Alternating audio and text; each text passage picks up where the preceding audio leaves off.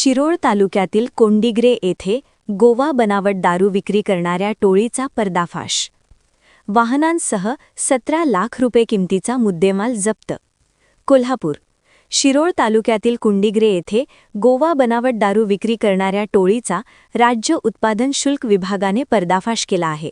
जिल्हा भरारी पथक क्रमांक 1 ने कोंडिग्रे येथे छापा टाकून अवधूत राजेंद्र पिसे वय 30 राहणार दाणोली, संतोष सुकुमार कांबळे वय 30 राहणार कोंडिग्रे आणि दत्तात्रय भीमराव बंडगर वय 49 राहणार संजयनगर मिरज या तिघांना अटक करून 3 वाहनांसह 17 लाख रुपये किमतीचा मुद्देमाल जप्त करण्यात आला आहे. छाप्यात 375 विदेशी मद्याच्या बाटल्या, बनावट बुचे, रिकाम्या बाटल्यांसह मोबाईल जप्त करण्यात आले. या प्रकरणी तिघांच्या विरोधात महाराष्ट्र दारूबंदी कायद्यानुसार गुन्हा दाखल करण्यात आला असून पुढील तपास चालू आहे.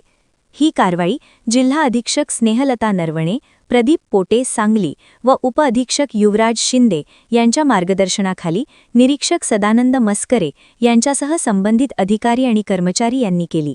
याचा पुढील तपास दुय्यम निरीक्षक अभयकुमार साबळे करीत आहेत. ग्रामदेवता प्रतिनिधी मुरलीधर कांबळे, कोल्हापूर.